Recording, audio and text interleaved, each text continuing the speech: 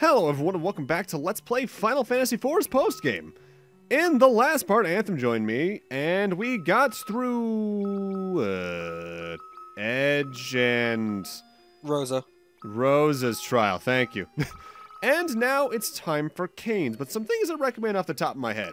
First off, make sure you have either some light or lunar curtains going into this, and if you have any Hermes sandals in particular, well, keep them safe, because they're going to come in handy during this trial. Because Kane's trial is a little bit different than the others.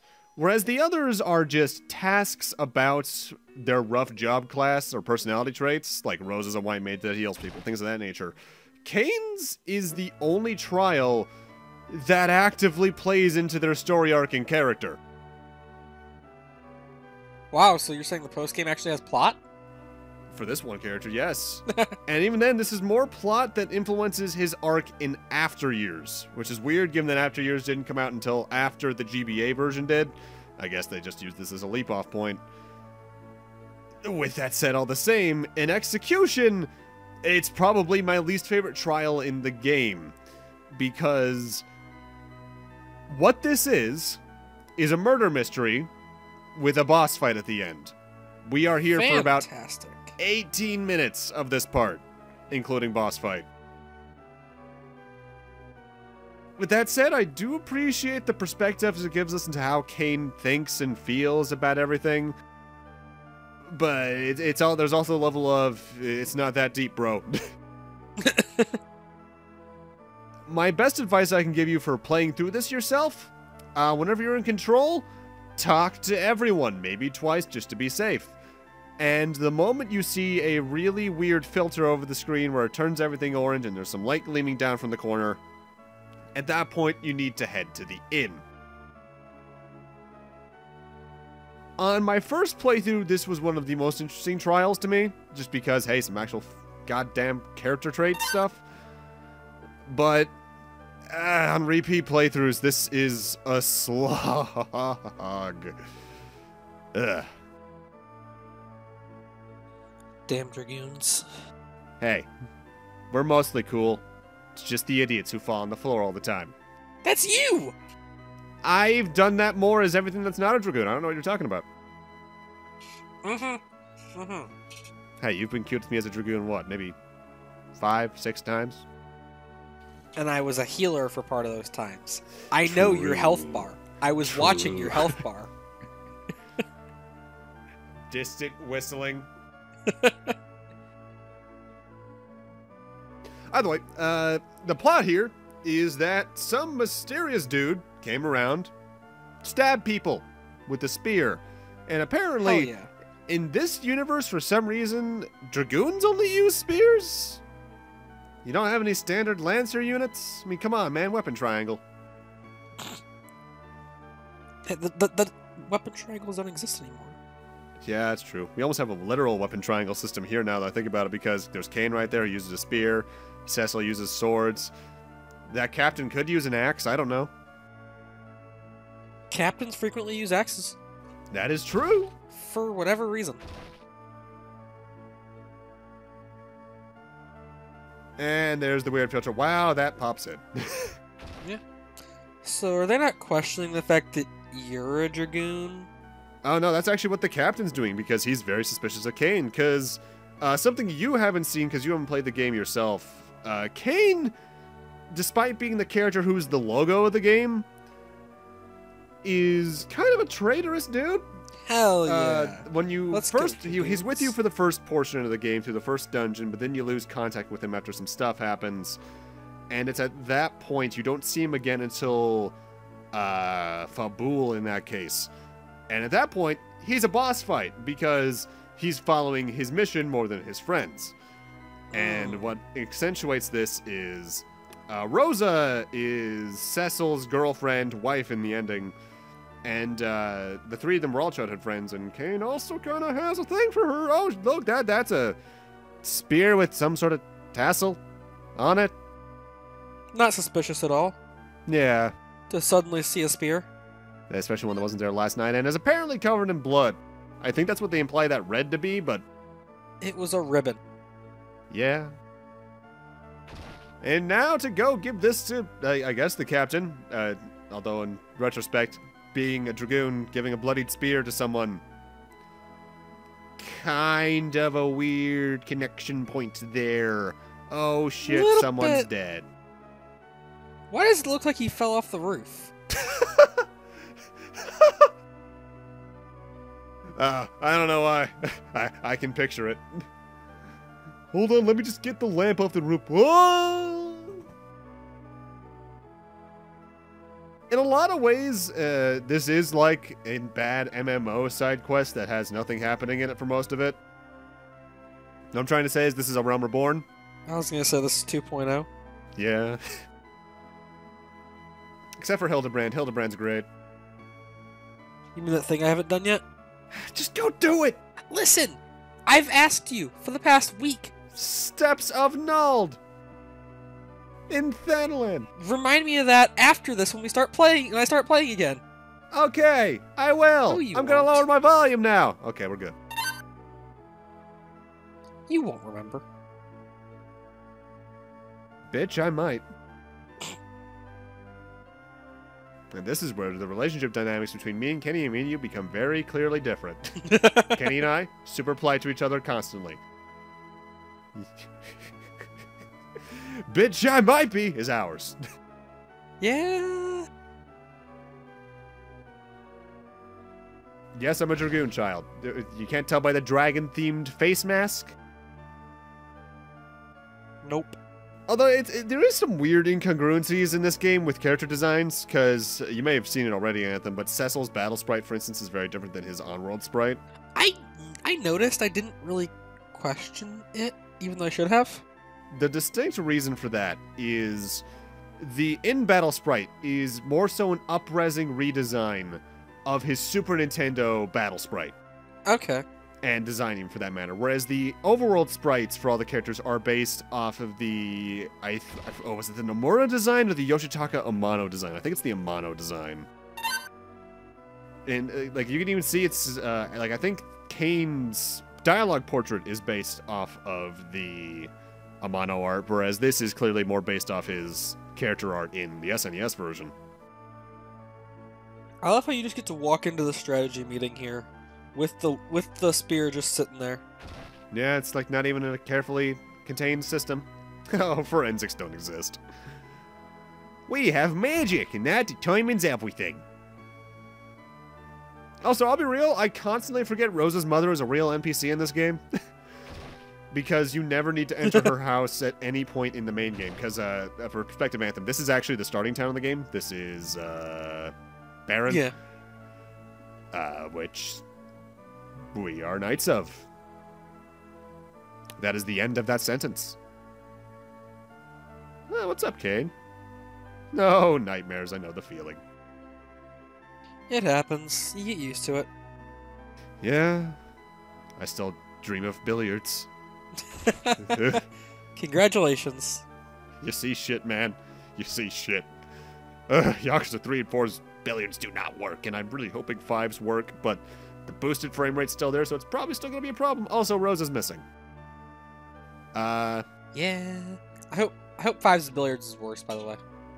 Oh, I'm very aware you hope that, and I'm willing to think it might be better. I would hope. Because Yakuza 5 uses the engine that would later be used for Zero and Kiwami, which were native 60 FPS, I believe. So it might work well. Also, Cecil, Baron's not a big town. How did you not find her here? How did nobody find her here earlier? Because wasn't she missing earlier? Yeah. Also, that's rough. That's rough, Kane. You find her. You find your friend. You're like, how you doing? And then your best friend, who she's a thing with, comes up and is like, are you all right? And then she hugs him instead of being like, thank you first. Yeah. That said, she was in a panic state, so you gotta live and let lie. Although that could have been worse, though. Like, you find her, she's tied up or whatever the hell there, and suddenly your friend comes up. Like, that could have gone so much worse. Ah, clearly you are the villain. In fact, I was honestly Benefit of the doubt surprised that on you my first found her playthrough instead that of, that like, wasn't what you're the Cecil one who's said actually there. doing things. Yeah, like I was legitimately impressed. And here I am trying to remember where I have to go. Oh, I meant to cut this out entirely. Whoopsie! We need to head to Rose's place. How you doing, Rosa? You feeling better? She's good. Let's hear your story.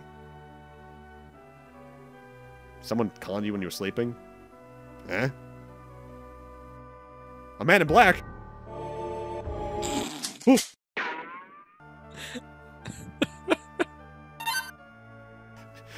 That took me 30 minutes to do for some reason. But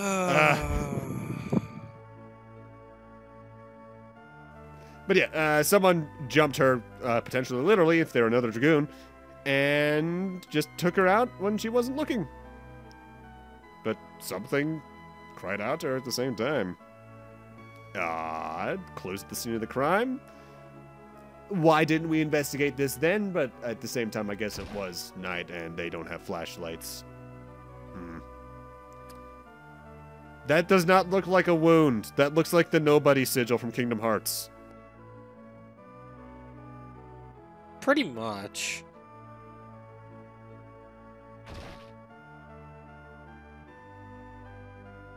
Why is this here? What the hell?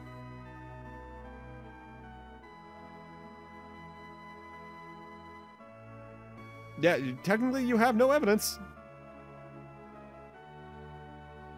Wouldn't the innkeepers, whatever, notice somebody coming in and putting that there? That would imply they can say more words besides "Welcome to our inn." Yeah. I'm waiting for the day a game does a thing where NPCs have like 3 to 5 things they can say at a time, just like randomly selected from a list, and the entire plot line with the town for that section of the game is they are being hypnotized into being like a generic NPC village. And honestly, I'm thinking about it, the series most likely to do something like that is probably Dragon Quest. Because that's very in with their tone for when they do more comedic town stuff. Like the one Dragon town what? in... Oh, god damn it, just play Dragon Quest 11, please. 14, man. I know. Oh shit, Man in Black busted in. Although, that does remind me, Dragon Quest 11 also has a town that had to be hell for localizers. Because the entire joke is that they all speak in haiku. Oh no. So they had to make new haikus that had roughly similar meanings. That's rough. Ah, what a twist. It's a random dude. He's moonwalking. Menacingly. Still, I guess we cleared our names. All's well that ends well, right, folks? 3, 2, 1. No, it doesn't end that badly yet. Yet.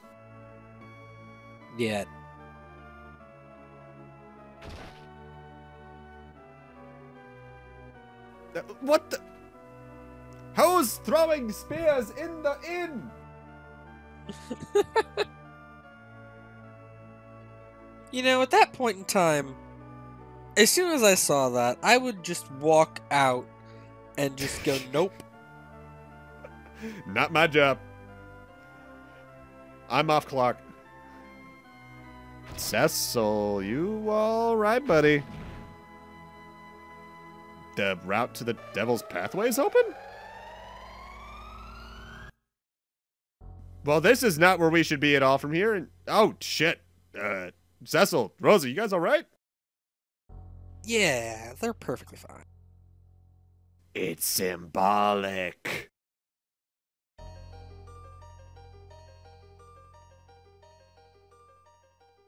So you hypnotized Cecil?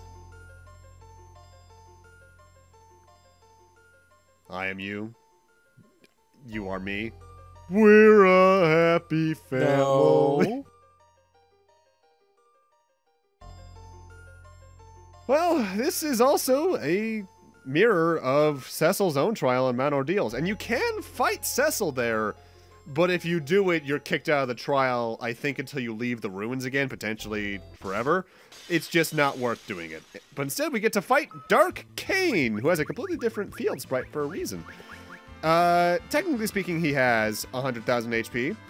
But this is like the fight with Cecil back on Mount Ordeals, where your goal here is to do nothing. Because eventually, he's just like, you're not going to fight me as I am, huh? Well, how about my true form? This is where I recommend you use the Hermes Sandals in the Lunar Curtains, by the way, because, hi, Lunar Bahamut. Hi. Hi, Nightmare with 50,000 HP that gives 65,000 experience, 65,000 gil, and has no major weaknesses. Big shock. Yep.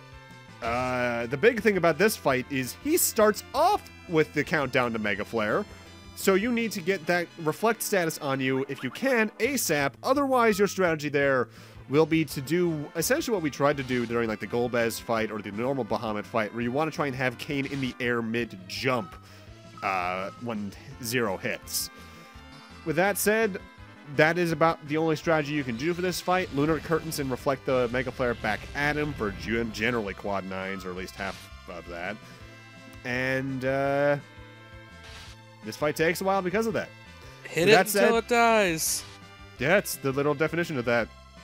We're going to get to the Lunar Bahamut for this, which just deals quad 9 to all enemies, as with some other things. And if you want to redo this trial period, I need to get my source up.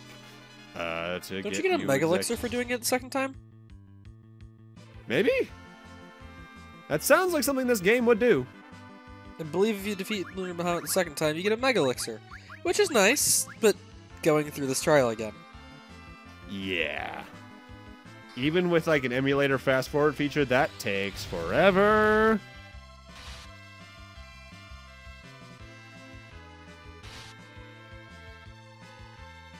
Yeah, Kane's trial, I am super conflicted with, because I think from the character perspective, it's the only thing that does something interesting, but it's at the cost of being the most tedious trial to redo. I think even if you like edit out any battles, like with what we're doing for the flow of the LP, I think this is longer than most, if not all, of the other trials. Not combined, obviously, but it's the longest one without it. Dragoon gloves. Kane's trial is one of the few that you get multiple items for winning. You get the Dragoon gloves, which are an accessory exclusive to him that change his jump command to double jump, which essentially means you're doing a guaranteed quad 9. And Abels Lance. Abels Lance is the more useful thing there, though double jump isn't bad. What Abels Lance does is it acts a bit like Cecil's Lightbringers I brought up last part. When you attack, there's a percentage chance that it'll activate a spell, but unlike the Lightbringer with Cecil, where it uses Holy, it instead uses Tornado, meaning it can leave more or less any enemy within critical HP and a shot away from death. This is one I could consider using for the rest of the postgame, because I think it is really good. It's much better than the Hog Call we got 2 or 3 parts ago. Although the losing out on the ability to turn your enemies into the pig status can be a bit mean, but otherwise it's worth it. I do believe double jump takes longer to charge, but it's worth it overall. With that though, I've finished every trial I can do with this current party, so now it's time for me to leave and come back with a new party. With that said, let's show off any new floors I got along the way. I believe this is from the Cecil section. This one is super annoying, because we need to find a book for this guy called Mysidian History. The problem with that, the location of that book is randomized every single time you run into this floor. That's what I figured. The NPCs will give you hints about where it is, like it's above the staircase on the top third of the room, it's in this general area, it's on a taller, short bookcase, things of that nature.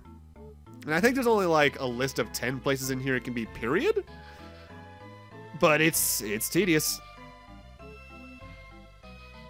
The Lunar Ruins, because of rooms like this, is one of those dungeons, even though I love this game to death and play the PSP version frequently, that I seldom go through, almost just because it's not worth it for the time investment.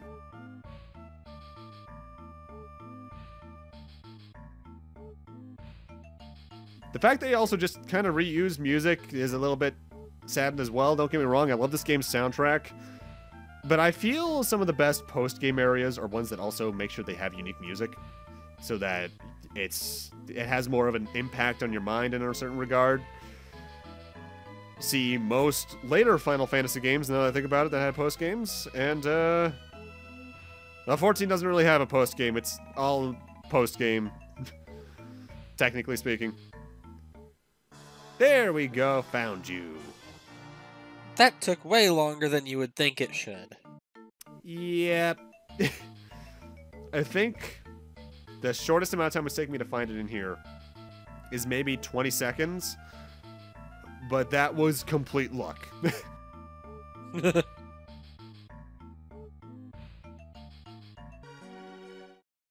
All right, and on this floor in particular, I forget which section I'm in, I found one of the 2 or 3 hidden towns in the Lunar Ruins. These are pure break floors. If you need to restock on items, use it in, they're here for you. And notably, in the equipment shops in these towns, you can usually find rarer equipment or things that are only available here, period, in certain cases, like the Aegis Shield. With that said, you also might not ever run into these places, so if you want to get 100% equipment for some reason and just put that in the fat chocobo storage, you're not doing that likely without a bunch of luck. Yay! Oh, and hey, look, here's one of the floors that's just a reused dungeon floor. And it has a new enemy for us, technically speaking. That's the ice lizard I just killed.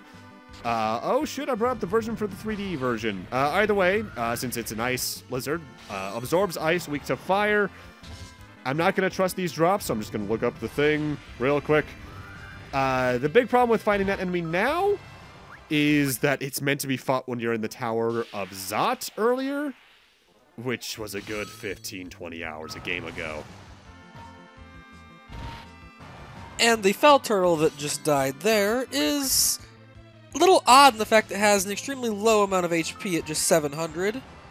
But it's weak to ice and immune to fire.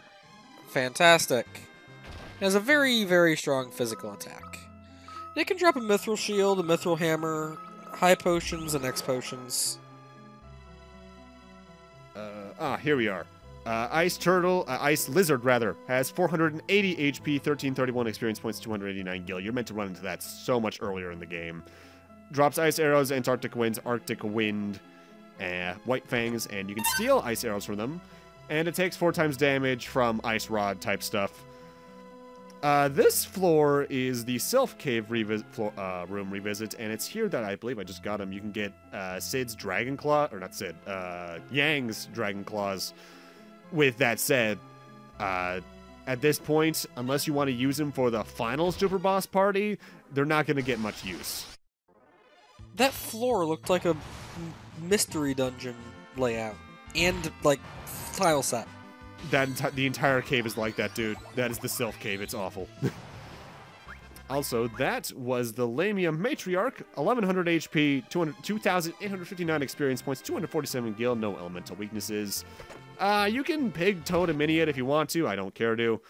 It doesn't drop anything, but you can steal a Lamia heart from it, which I recall being okay. Okay, now this is a odd floor.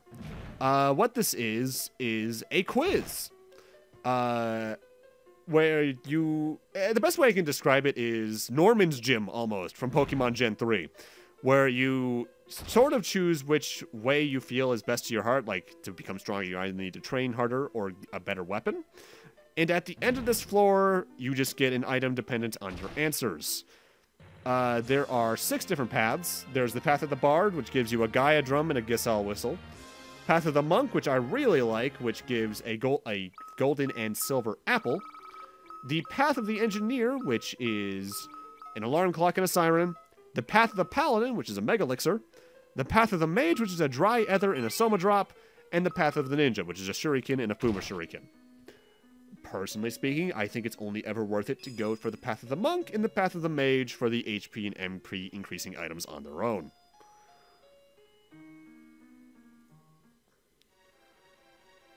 With that said, now we're on to the next major section of the cave, and I got a really good floor here. This is the Rainbow Robe. This is one of the best equipment pieces in the game for someone that I can't remember the name of right now. Okay, this floor sucks. The main mechanic with this floor, there's bombs all over the place. And if you run into them, you gotta battle them. They die quickly, but you still gotta battle them. Are you alright, Anthem? No, I'm not. That's a mood. Those bombs are very marvelous because they have self-destruct. Yep. And a quote-unquote effective HP of quad 9, despite only taking 10 to kill. Yeah, because the entire point of this floor is to try and trap you into getting hit with self-destruct to either take mass HP damage or be hit with an instant kill in the case of the melt bombs. But they have such effectively low HP that even if you have auto battle on, it's not much of a threat. I think they can't drop the bomb summon either, which has been annoying. Yeah, I'm pretty sure they dropped nothing. Speaking of annoying, welcome to this floor. This floor is a giant, almost point-and-click adventure-like area where you need to investigate the water or the pots to find items, and match them to get a part of a trade quest to continue on to the end of the floor. This is a massive pace breaker, and I don't like it. Yeah, it's not very fun, it looks like. Okay, Rainbow Robe in this game is for Rydia. Decent stat increases in general, including plus 10 intelligence. Also, increases her resistance to magic attacks. There's the words. Either way, next new enemy is the Strato Avis. 24,458 HP, 55,000 experience points, 50,000 gil, no elemental weaknesses. Can't really do any good status ailments on them from the top of my head. Can't steal anything, but they can drop Phoenix Downs, Cottages, Silver apples, or very rarely the Chocobo suit, which I don't think I've ever had drop from here. If I were to guess based off prior Final Fantasy experience, it works like it does in 6, in that it's probably a piece of armor for Porum, I would estimate. That just gives some general stat increases. What I'm trying to say is don't go for the 4% drops. 4% drop isn't bad. It's when it's 0.4% that's the problem. Yeah. Now, the reason I came in and left there was I was actually looking for one very particular floor before getting to the next trial, which is Cid's trial.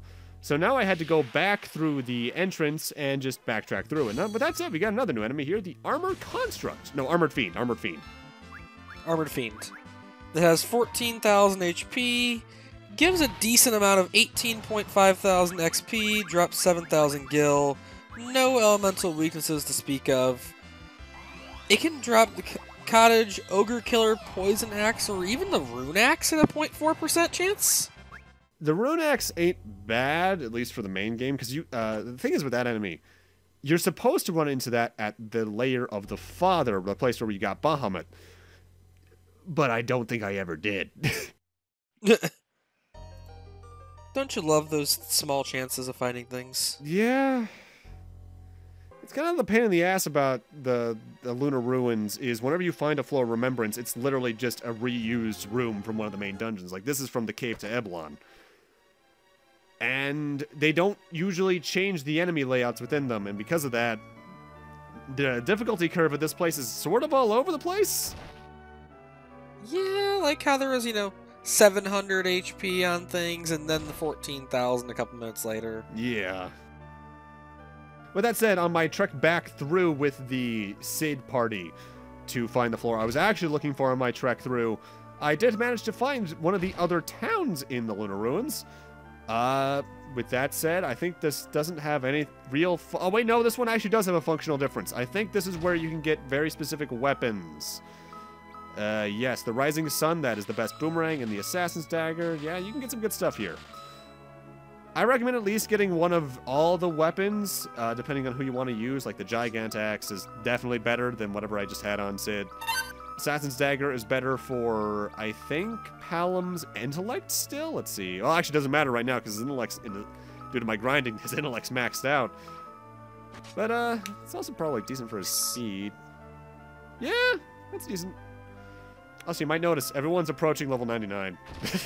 Whoops. I did not intend for that to happen. But then the game said no. You know what the mark of a useless character is? Or useless class? Having 0 MP. Like that Dragoon. But what about, oh shit, what, I guess Sid would technically be a machinist? Even though he uses hammers and axes? Because he's the airship guy this time around, as he usually is.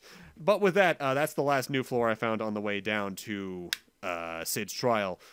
We're gonna need to end this off here. Thank you guys for watching, and in part 5, more trials. See you guys then.